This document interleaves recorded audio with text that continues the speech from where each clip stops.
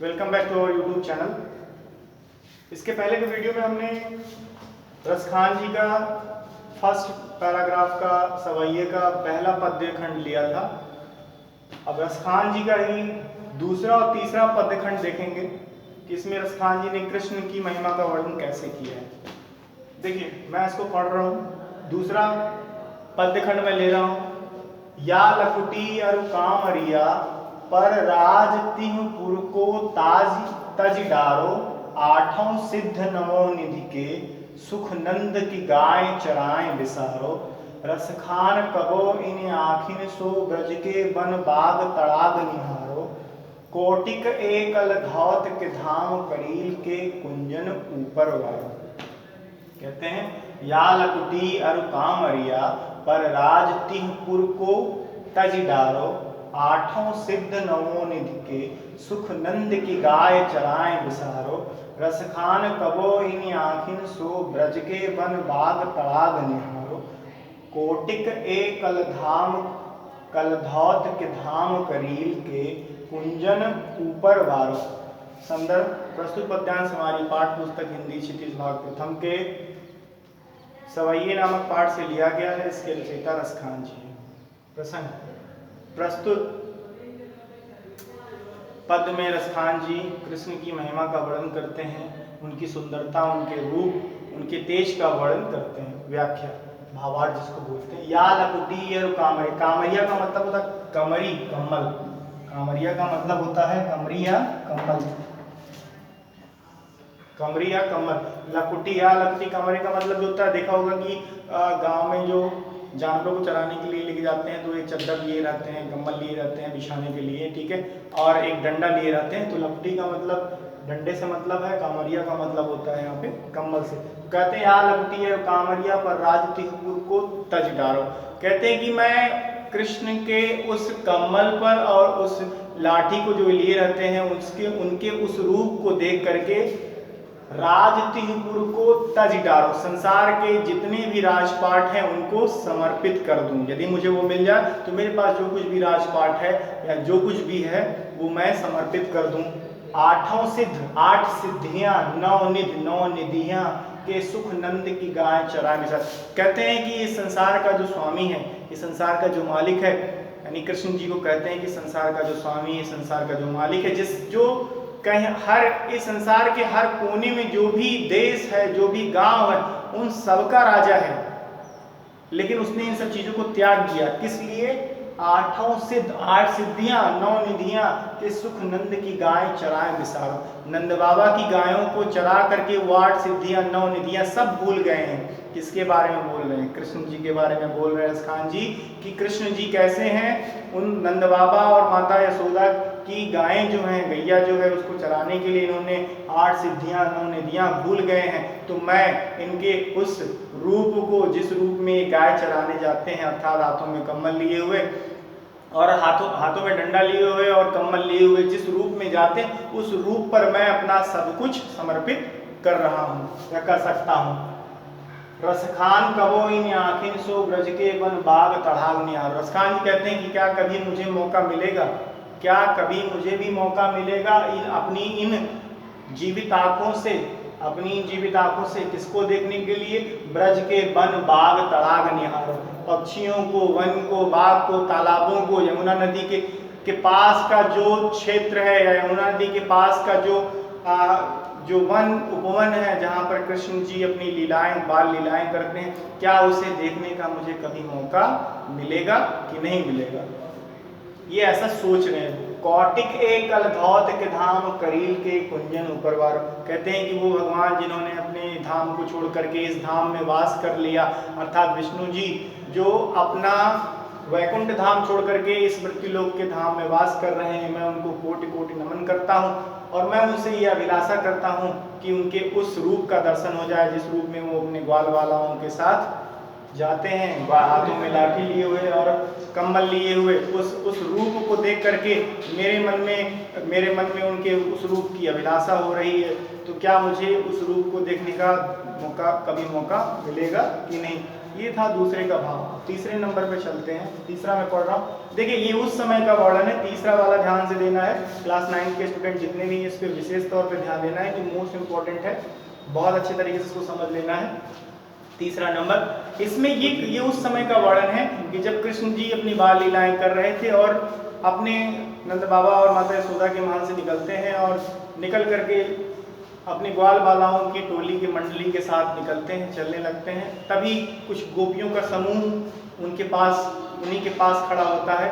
तो गोपियों का समूह जो है उनसे कुछ कहता है, लेकिन कृष्ण जी अपनी बांसुरी की मधुर आवाज़ बजाने में इतने मग्न रहते हैं कि वो उनकी बातों को सुनते नहीं, ना सुनने का मतलब इग्नोर करना, सुनते नहीं हैं और अपनी ही चाल में चले जाते हैं। तो ये देख करके वहाँ पे एक गोपी जो उनसे उनकी उस बाल रूप को प्रेम करती है, बाल रूप से प्रेम करती है, उसे बहुत दुख होता है।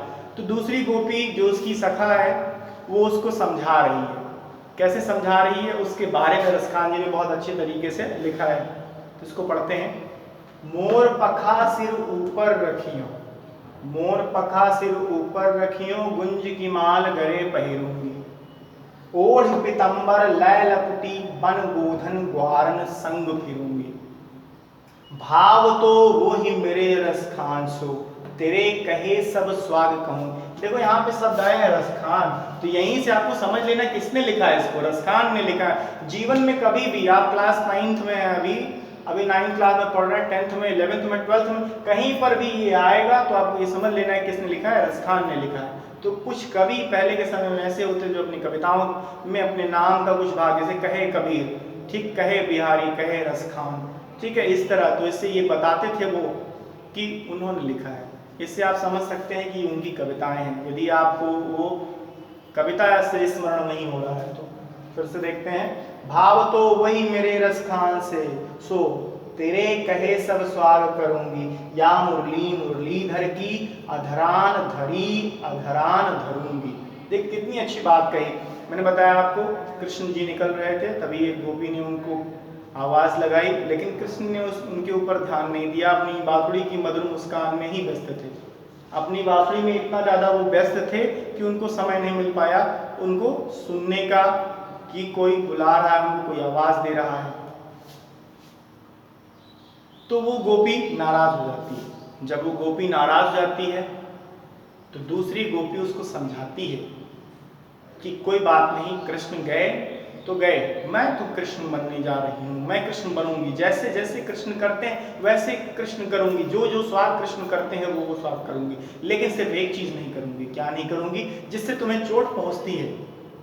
यहाँ पे देखो बांसुरी को सौतन कहा गया, गोपियों का सौतन कहा गया है, इसको भी समझ लेना है कि यहाँ बांसुरी को रसखान जी ने गोपियों का सौतन कहा। तो कहती है कि वो गोपी अपनी सखा से कहती है कि मैं सब कुछ करूंगी, जैसे जैसे कृष्ण तुम्हारे करते वैसे वैसे करूंगी, लेकिन जिसकी वजह से तुम्हें चोट पहुंची है, जिसकी वजह से तुम्हें ये दिक्कत हो रही है, जिसकी वजह से तुम्हारे कृष्ण ने तुम्हारी आवाज को नहीं सुना, इग्नोर किया, तुम्हारी आवाज को सुना नहीं, उसको मैं नहीं करूंगी। यानी बांसुरी से मैं नफरत करती हूँ। तो देखते हैं इसको। मोर पखा सिर ऊपर रखियो, गुंज की माल गरे पहनूंगी। एक सखा अपनी एक सहेली अपनी दूसरी सहेली या सखा को बताती है कि मोर पखा सिर ऊपर रखियो, गुंज की माल गरे पहनूं। कहती है कि हे सखी तुम नाराज मत हो, मैं कृष्ण बनने जा रही हूँ। कैसे बनने जा रही हूँ? तुम्हारा कृष्ण मैं बनने जा रही हूँ। मोर पखा सिर ऊपर रखियो, अपने सर पर एक मुकुट रखूंगी और उस मुकुट में क्या लगा रहेगा? मोर का पंख लगे। कृष्ण जी ऐसा मुकुट पहनते थे जिस मुकुट में ऊपर मोर का पंख लगा होता था, यही था ना। कहती है मोर पखा सिर ऊपर रखियो, अपने सर के ऊपर एक मुकुट रखूंगी जिसमें मोर का पंख लगा होगा। गुंज की माल गले पहनूंगी, और गुंजा की माला अपने गले में धारण करूंगी, जैसा जैसा तुम्हारे कृष्ण करते हैं। दूसरे में कहती है ओढ़ पीताम्बर लय लकुटी, वन गोधन ग्वारन संग फिरूंगी। कहती है ओढ़ पीताम्बर, पीला है जिसका अंबर, पीताम्बर अर्थात श्री कृष्ण भगवान, ठीक है। तो ओढ़ पीताम्बर, पीला वस्त्र अपने पूरे शरीर पर धारण करूंगी। ओढ़ पीताम्बर, पीले वस्त्र से अपने शरीर को ढकूंगी। लय लकुटी, लाठी लेकर के, लय लकुटी वन गोधन ग्वारन संग फिरूंगी, ग्वाल बालाओं के संग एक वन से दूसरे वन विचरण करूंगी कृष्ण की तरह। भाव तो वही मेरो रसखान, भाव तो वही मेरो रसखान, सो तेरे कहे सब स्वाग करूंगी। कहती है कि एक सखी दूसरे सखी से कहती, जैसा जैसा तू बोलेगी वैसा वैसा मैं करूंगी। तू कहेगी मेरा कृष्ण ऐसे करता है तो मैं वैसे करूंगी। तुम कहोगी तो मेरा कृष्ण ऐसे करता है, मेरा कृष्ण बाल वालाओं के साथ भ्रमण करता है, मैं वो भी करूंगी। तुम्हारा कृष्ण कहता है कि मोर का मुकुट पहनूंगी तो मोर का मुकुट पहन, जैसे जैसे तुम कहोगी वो करूंगी, लेकिन क्या नहीं करूंगी। भाव तो वो ही मेरे रस का अंशु, तेरे कहे सब स्वाद। देखो ये तेरे कहे, ये सब ब्रज भाषा ब्रज शब्द है, ठीक है। ये सब जितने भी शब्द आ रहे हैं सब ब्रज शब्द है। तेरे कहे सब स्वाग करूंगी, जैसे तू कहेगी वैसे मैं करूंगी, क्या नहीं करूंगी। कहती है आखिरी पंक्तियों में, जो इस पंक्ति का सार है, आखिरी पंक्ति रसखान जी लिखते हैं, कहती है या मुरली मुरली। देखो मैंने बताया था अभी थोड़ी देर पहले कि मुरली को गोपियों की सौतन कहा है, यानी कृष्ण की पत्नी थी। गोपियां मुरली को कृष्ण की पत्नी मानती थी, इसलिए क्योंकि कृष्ण हमेशा उसको अपने साथ अपने हाथों में लिए रहते थे, ठीक है। गोपियां कृष्ण की मुरली को अपनी सौतन मानती थी, तो उसी सौतन की वजह से वो गोपी अपनी सहेली से कहती है या मुरली मुरलीधर की अधरान धरी अधरान धरूंगी। लेकिन एक चीज है, मैं कभी नहीं की हूं ना करूंगी। या मुरली मुरलीधर की, उस तुम्हारे उस कन्हैया की जो मुरली है, अधरा धरी, अधर पे नहीं रखी हूं, अधरा न धरूंगी, ना आज तक रखी थी, न रखती हूं, न रखूंगी, ठीक है। तो कहीं उसने ये बताया कि कृष्ण की मुरली से मुझे नफरत है, मुझे कृष्ण से नहीं नफरत है, कृष्ण की मुरली से नफरत है, क्योंकि उसी मुरली की वजह से कृष्ण ने तुम्हें सुनने से मना कर दिया, तुम्हारी तरफ मुड़कर देखा तक नहीं। यदि वो मुरली उसकी सौतन ना होती उसके साथ, तो वो जरूर पलट करके तुम्हें देखता। इसलिए मैं तुम्हारी कृष्ण बन जा रही हूँ, जैसे तुम चाहती हो वैसे मैं कृष्ण बन जा रही हूँ। लेकिन एक चीज मैं नहीं करूंगी, उसकी बांसुरी को मैं अपने पास नहीं रखूंगी, रखूंगी भी तो अपने ओठों पे नहीं रखूंगी, क्योंकि यदि मैं उसको अपने ओठों पे रख दूंगी तो हमारे और तुम्हारे रिश्ते के बीच में वो संबंध खत्म हो जाएगा, ठीक है। तो ये था रसखान जी का पहला, इसके पहले के वीडियो में मैंने बताया था पद्य, दूसरा पद और तीसरा पद। चौथा एक और पद इसमें बच रहा है, तो चौथा पद जो है हम नेक्स्ट वीडियो में लेकर के आएंगे। तब तक के लिए जय हिंद जय Bharat, thank you very much.